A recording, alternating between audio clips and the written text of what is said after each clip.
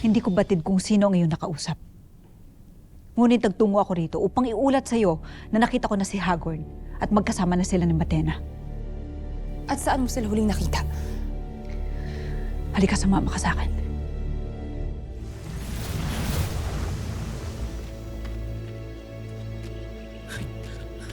Pasneya!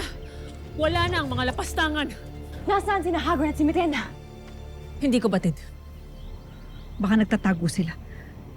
Pinaghahandaan nila ang ating pagbalik. Fake news! Kumura na yung mga yun, mga Ashti.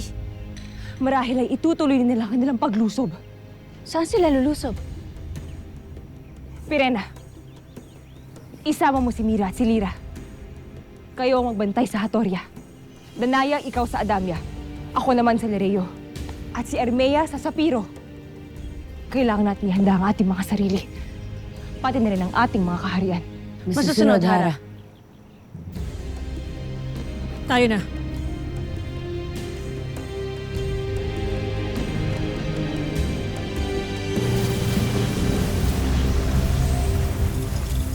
Saan ka pa tutungo, Tera? Ate, magroronda na kami, ha? Nais kong sumama sa'yo. Ate, hindi pa pwede. Kami na lang muna. Tera, hindi porket isang Eve 3 ako, hindi na ako makakatulong sa inyo. Maaari ako maging tagapagbantay o tagabigay ng babala. Ate, siguro hindi pa sa ngayon. Malakas masyado ang kapangyarihan ni Gargan. Hindi natin alam kung anong pwede niyang gawin sa'yo. Paano kung makasalubong natin siya? Kaya kami na lang muna. Dito ka lang.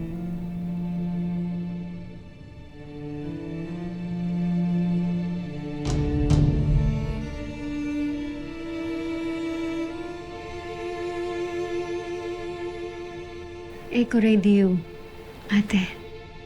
Corredio, Tera. Mag-ingat ka.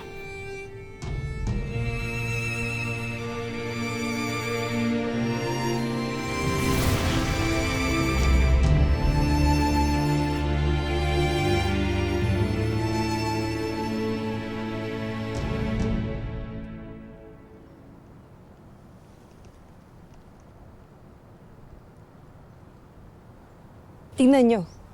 Nakakamangha. Isang tunay na epal na tanawin. Epal.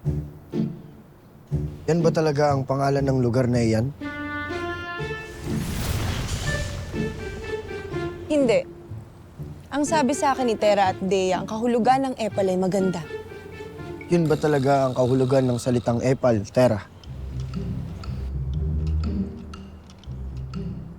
Dea, Adamos, wala na tayong oras pa para mag-aral ng mga bagong salita. Marami pa tayong kailangan gawin.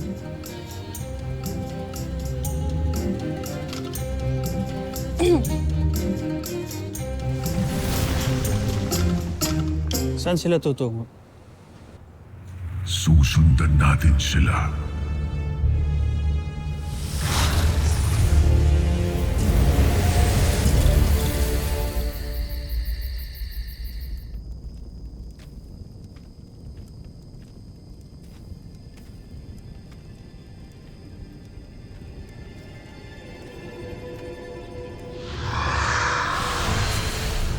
Sieda Dini Luna. Bakit ka nawala kanina? Ibinunyag mo ba ang aking mga balak?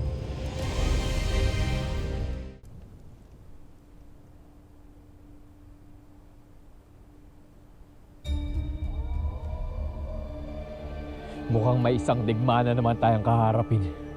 Punong kawal! Pakawalan si Daron mula sa kanyang piitan ngayon din.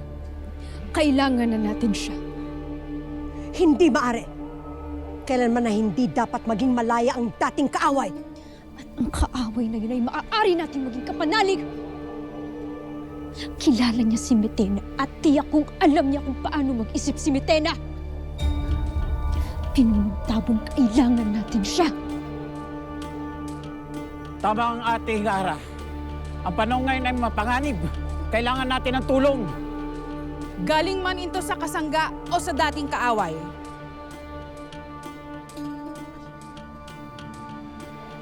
Pakawalan si Daru.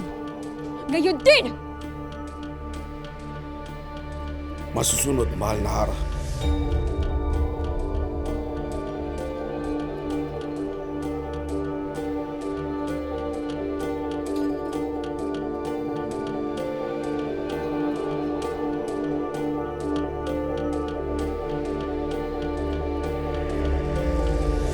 Sinabi mo ba ang aking mga balak, Mitena?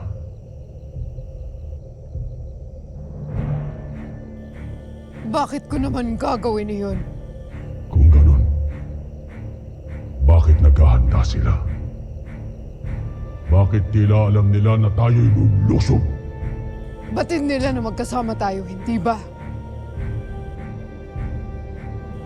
Kaya't bakit ka pa nagtataka kung sila ay naghahanda laban sa atin?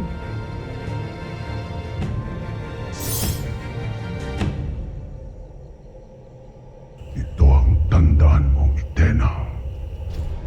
Huwag na huwag kang magkakamali na magtaksil sa akin.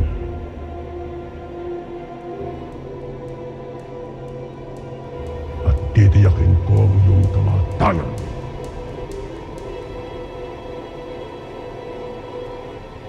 Nakahanda na ang lahat upang sugurin ang Hatoria, mahal na Panginoon. Hindi tayo sa Hatoria sasalakay, kundi sa Sapiro. Si Armea ang anak ni Alena ang nagbabantay doon sa 4 na kaharian. Sila ang pinakamahina. Sa Sapiro, tayo na.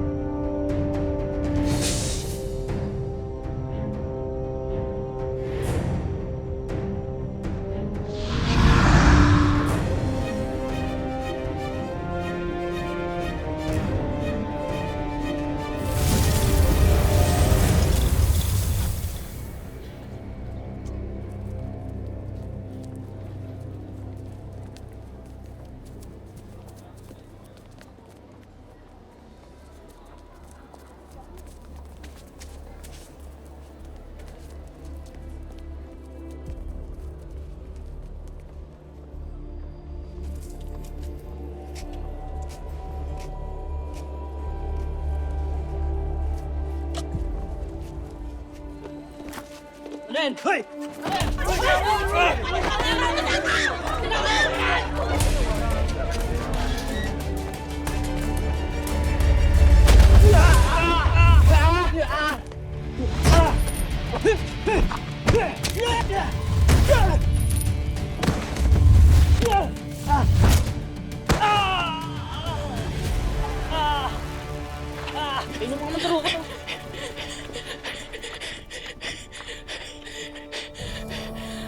Akin yan! Akin yan!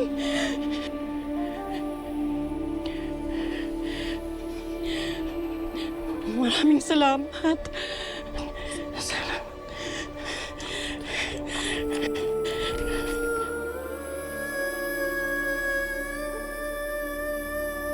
Mga ashtadi lamang ang naririto. Wala man lang si Gargan o kahit sino sa kanyang mga kampon.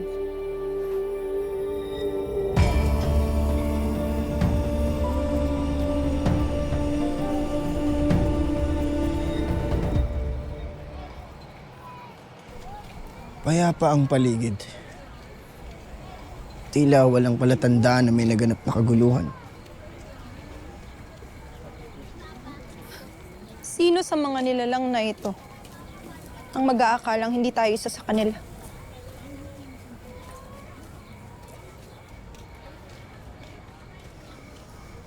Bukod tangi ka pa rin. May sinabi ka? Nais ko sanang ikatawa ang katahimikan nito, Dea. Ngunit batid natin ng kaguluhan ng kasunod nito. Siyang tunay. Batid ko na mayroon pang ibang ipinaplano ang ating mga kaaway.